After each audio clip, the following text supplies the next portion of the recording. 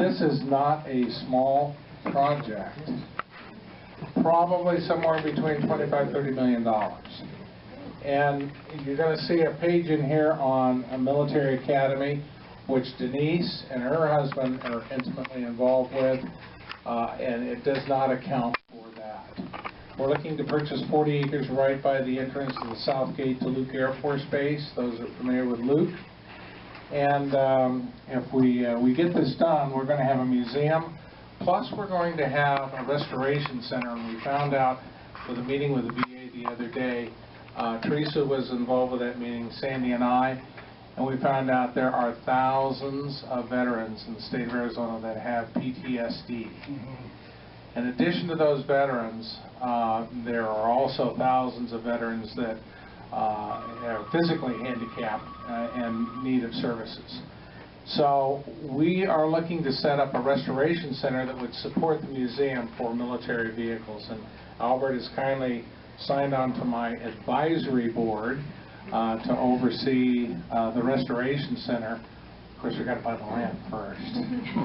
So if you know anybody that's got some hot pockets for like $1.5 million, well, we can get that deal just kind of tightly wound up.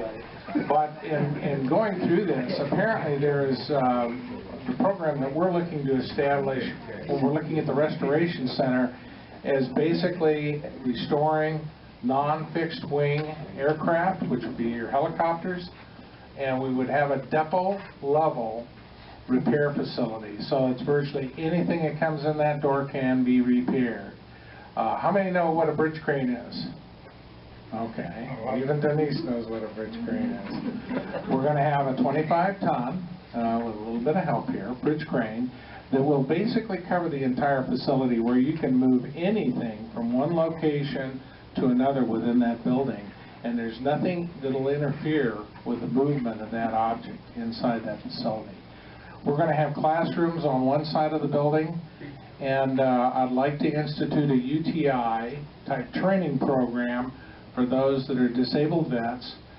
And then the backstop to all of this is get at least 10 to 15 major employers throughout the valley that basically, once they're certified and they're trained, they have a job to go to. So that's what we're working on. The interesting part is this doesn't exist in the state of Arizona, and it doesn't exist nationally. So,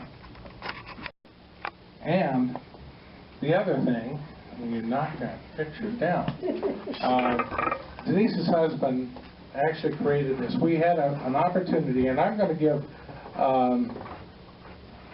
your husband credit for this, because I sent him a little email. This was on YouTube, and I sent him the YouTube, and he says, "We got to go down there and we got to make this part of our museum." And I said, "You're crazy."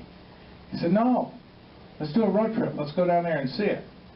So I called the airport. I got the airport manager to work with me on this. We got the numbers, the code numbers to get to the gate, to get back to this boneyard facility. Went back in there, and we're touching the aircraft, because this is the only Air Force One in existence that is not under government control or in government hands. It's privately owned. It was President Eisenhower's aircraft. The reason why this is an important aircraft is in 1953, when he was aboard this aircraft, he almost collided with Eastern Airlines over New York City. And the reason being is the last four numbers was identical to Eastern Airlines with this aircraft. And even though this is not technically called Air Force One, it's because of that incident 6 years later. It took the government to figure that out, to classify any plane that the Commander-in-Chief is on is Air Force One or Marine One. So it's got a lot of history. It did have a marble floor. We didn't have a marble floor. And incidentally, this is Denise's stepson in here. Down on the cargo hold. I don't know, how would you get your kid down on a cargo hold? Anyhow. Oh no, he got out. We started to deplane and get out of the plane after we got into it. As a matter of fact, back up just a little bit. Teresa saw this what do you call it, a ramp? Laying down on its side. And she says, well, maybe that fits the aircraft. I said, no, it's too small.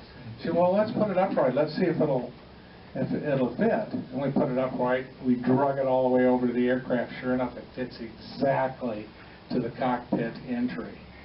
And so I got up there. I figured, well, if I get arrested, I'm 67, so what are they going to do with me? So I pull that handle, push it in, and the door moves in. Pull that door up, put it into the top of the aircraft. And I said, Dean, this is your stupid idea. Get up here. So I backed down. I let Dean get in first. Dean got in first, and all 7 of us were in that aircraft, actually pushing some of the same buttons that Eisenhower pushed when he was part of that aircraft. The whole idea, and I'll make the story short so we can get into Jack's presentation.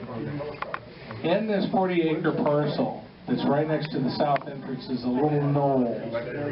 And our desire is to get Lockheed, who actually originally built this aircraft in 1948, to build us a hangar of 1950s vintage on that knoll, facing Litchfield Road, have that all polished up, shined up, have, I guess it's a Chrysler, was the president's car at that time, a vintage Chrysler, parked right by it, have it all lit up, and you could have a black tie affair on it.